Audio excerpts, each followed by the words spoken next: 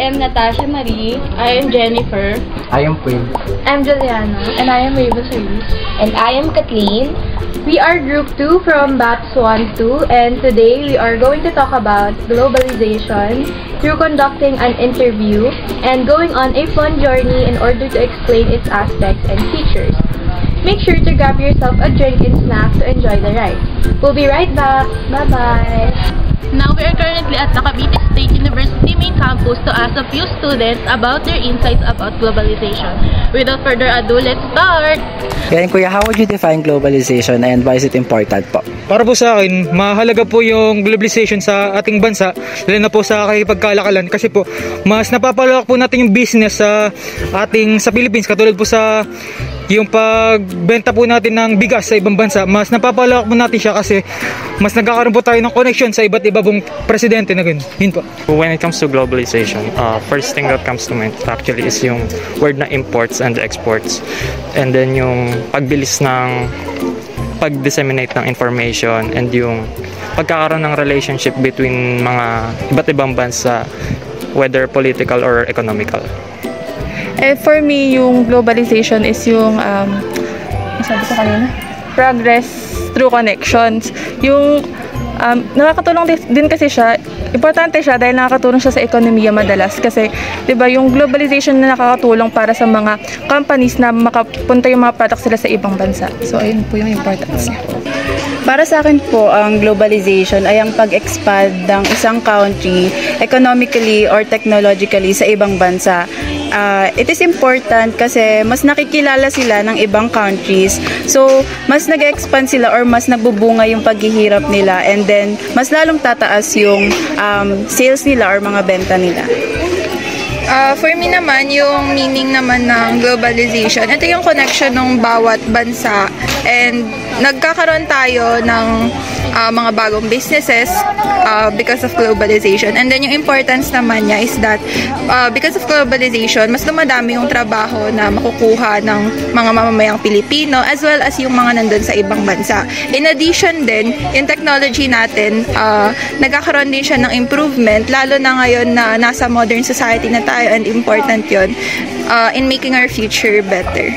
Yeah, thank you po. Thank you po. Hey guys. It's us again, and that sums up the interview about globalization.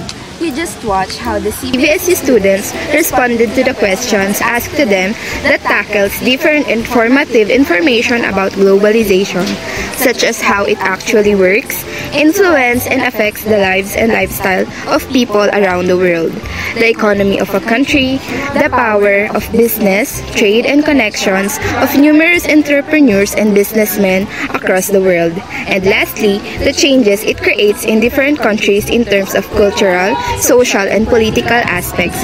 Hold tight as it's just the beginning. Time check, it's already 1 p.m., which means it's time for us to go on a travel blog where we will discuss the different aspects and features of globalization. Let's go! Hey again everyone, we are here now at SM Dasmariñas where we can observe the basic aspect of globalization. According to the International Monetary Fund in the year 2000, there are 4 aspects of globalization, which are trade and transaction, capital and investment movements, migration and movements of people, and dissemination of knowledge. So, a quick history about the SM Malls Corporation. SM Supermalls was pioneered by Henry C., a Chinese-Filipino businessman whose roots trace to Fujian. C opened his first shoe store in Quiapo in 1948, and later the first store under the Shoe Mart or SM named in 1958 in Along Carriedo. In 1972, Shoe Mart turned into a full-line department store, which is now the SM Malls. So why is SM relevant to globalization? It is because malls are generally assumed to be archetypical globalized spaces. Shopping malls are also referred to as artifacts of globalization, in which the tendencies of homogenization and segregation of consumption are expressed. At this moment, SM Supermalls Malls is the third largest shopping mall chain in the Philippines with over 82 branches nationwide. With that being said, SM serves as one of the biggest ventures in the country for high economic growth through constant innovation in terms of trade, investment, and partnerships with local and international retailers that makes it an undeniably efficient avenue for globalization. Now, let's go around and visit some of the locally and internationally known businesses and brands present here at SM Dasma to further understand the different features of globalization So, the first feature of globalization in our list is universalization. Universalization means extending the impact of globalization through the spread of ideas, goods, inventions, experiments, etc. that is universal in the entire world.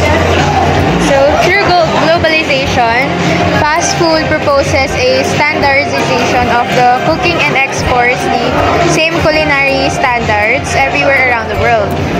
McDonald's, or generally known as McDo in Filipino slang, has become one of the most standardized and staple go-to brands in the Philippines when it comes to fast food. So the second feature of globalization that we will talk about is internationalization. In economics, internationalization is the process of increasing involvement of enterprises in international markets. To put it simpler, it involves making something international. It is not necessary to look farther for brands that have gone international because we have our very own Jollibee. Filipinos love Jollibee, and so does the rest of the world. The fast food giant behind well-loved food products such as Chicken Joy and Yum Burger traces its beginning to 1975. When Filipino-Chinese founder Tony Tan Cactiong opened an ice cream shop in Cubao, Quezon City, the ice cream shop would rather become Jollibee's first outlet and would become the bedrock of the company's rapid expansion for years to come.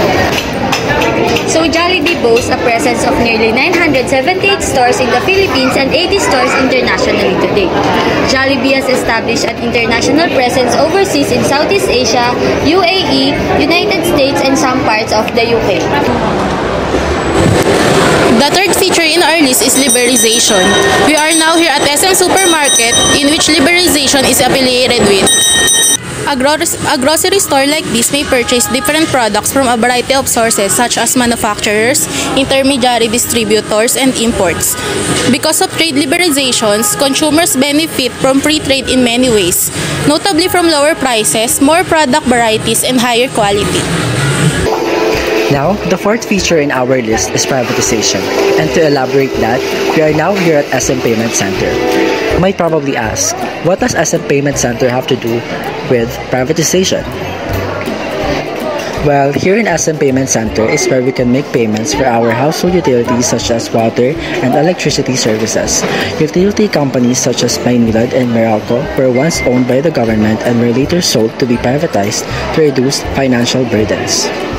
Privatization in its essence is the process of transferring property from public ownership to private ownership, or transferring the management of a service or activity from the government to the private sector.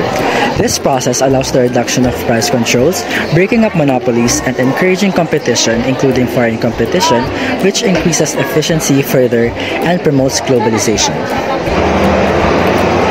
The last feature of globalization in our list is westernization, which is the adoption of the practices and culture of Western Europe by societies and countries in other parts of the world, whether through compulsion or influence.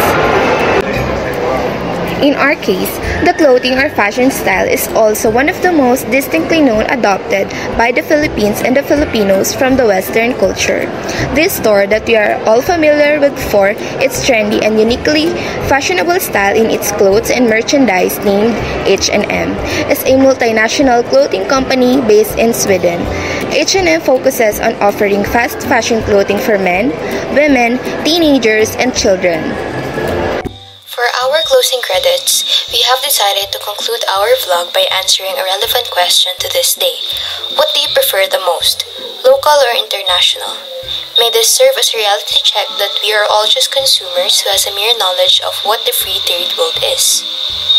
I prefer local products, but honestly, I buy more international products than local products because local products are locally made but it's not easily accessible, unlike international products. So personally, I prefer both because there are times that it's reliable to support the local brands, but still sometimes I still prefer to shop on international brands and businesses. But if we're talking about our innovation, our country's innovation, it's still important to support local brands because of our whole improvisation then. If I were to choose what I prefer the most between international and local brand, mas pipiliin ko yung local brand kasi that way, mas mabuboost yung economy ng Philippines kasi mas nabibigyan natin ng pansin at mas nakakatuon tayo ng atensyon sa mga local brands na ginagawa ng mga kababayan din natin, which is mga Filipino. I would go with local and international. First off, alam naman natin that the products that we buy na imported also has quality.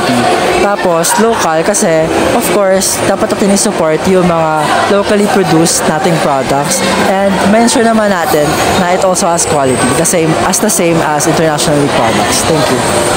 I would rather go for local kasi most of my friends are selling their own brand. And mas gusto ko talaga yung gawa ng Pinoy kasi my mom has her own brand din na mga shirts. And that's why, yon, local. I would go for local. And sige, sabihin na natin na na parang mas magaganda yung gawa ng international. Pero when it comes to me kasi, gusto ko talaga local kasi gawang Pinoy siya. Kaya ayun, support local tayo guys. Yun lang.